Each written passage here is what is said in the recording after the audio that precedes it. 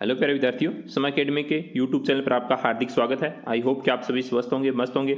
आज हम बात कर रहे हैं कक्षा 9 के विज्ञान वर्कबुक के कार्यपत्रक 52 के बारे में।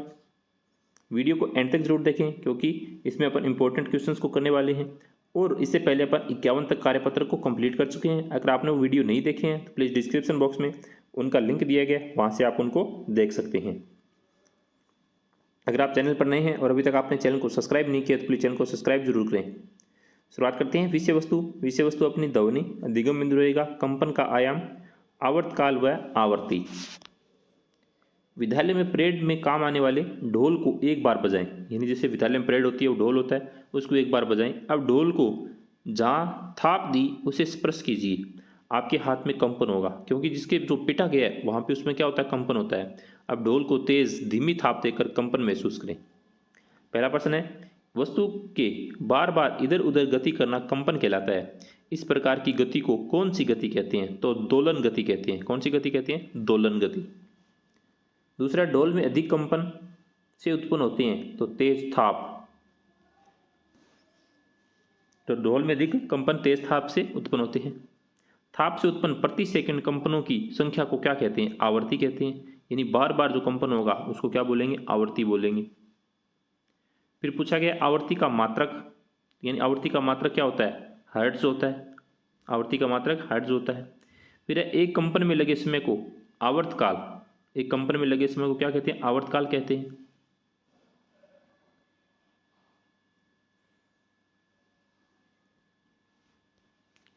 चित्र में दो दोलनों को दर्शाया गया है। कंपनों की संख्या कितनी होगी? यदि इन कंपनों में 2 सेकंड लगते हैं तो आवर्ती कितने कंपन होंगे? यानी 2 दोलन लगे हैं और 2 दोलनों में संख्या कितनी है? तो संख्या कितनी हो जाएगी? 4 हो जाएगी। संख्या कितनी है? 4 है। तो कंपनों की संख्या यहाँ पे 4 हो जाएगी और आवर्ती 2 हर्ट्ज हो जाएगी। क्यों हो जाएगी? क्योंकि 4 है, 4 में यानी इसमें कितना टाइम लगता है? 2 सेकंड लगते हैं। 2 से काटेंगे तो क्या आ जाएगा? 2। तो आवर्ती हो जाएगी 2 हर्ट्ज।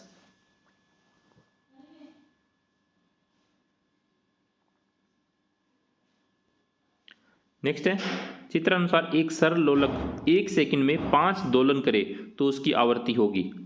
यानी एक सरल लोलक है वो 1 सेकंड में 5 दोलन करता है तो आवर्ती का सूत्र है दोलन बटे समय। दोलन बटे समय। तो वो क्या कर रहा है? 5 दोलन कर रहा है तो 5 बटे 1 हो जाएगा। 5 बटे 1 का मतलब 5। तो आवर्ती हो जाएगी उसकी 5 हर्ट्ज।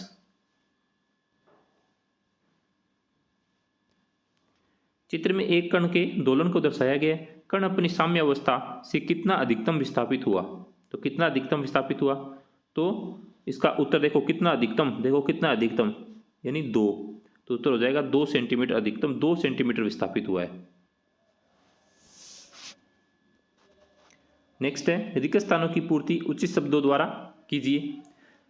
दोलन गति में किसी कण के साम्यावस्था से अधिकतम विस्थापन को क्या कहते हैं? तो अधिकतम विस्थापन को आयाम कहते हैं। फिर है, सरल लोलक के एक दोलन में यदि 10 सेकंड लगते हैं तो उसका आवर्तकाल होगा, तो उसका आवर्तकाल होगा 10 सेकंड। कितना होगा? 10 सेकंड होगा।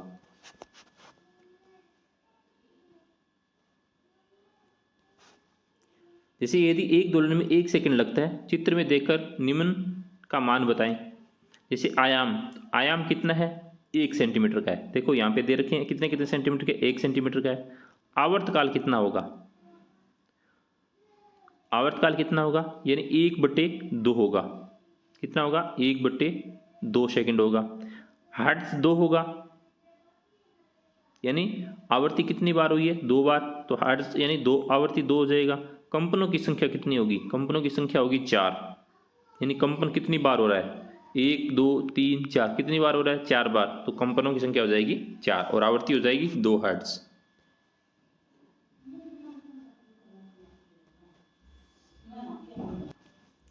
आवर्ती को परिभाषित कीजिए। 1 सेकंड में किसी वस्तु द्वारा किए गए कंपनों की संख्या को आवर्ती कहते हैं और आवर्ती का सूत्र होता है यानी 1 आवर्तकाल। क्या होगा आवर्ती का सूत्र? 1 आवर्तकाल होगा। फिर है, आवर्तकाल को परिभाषित कीजिए। किसी वस्तु में जब कंपन होता है उस कंपन में लगने वाले समय को आवर्तकाल कहते हैं। यानी किसी वस्तु में जब कंपन पैदा होगा उस कंपन में लगने वाले जो कितना समय लग रहा है उसको आवर्तकाल कहते हैं। आयाम को परिभाषित कीजिए। कंपन करने वाली वस्तु का माध्य स्थिति से अधिकतम विस्थापन को आयाम कहते हैं। किसको कहते हैं, दोबारा समझें। कंपन करने वाली वस्तु का माध्य स्थिति से अधिकतम विस्थापन को आयाम कहते हैं। इस तरीके से आपको इस अपने कार्यपत्र को कंप्लीट करना है। आई होप कि आपको अच्छे से समझ में आया होगा। Thank you.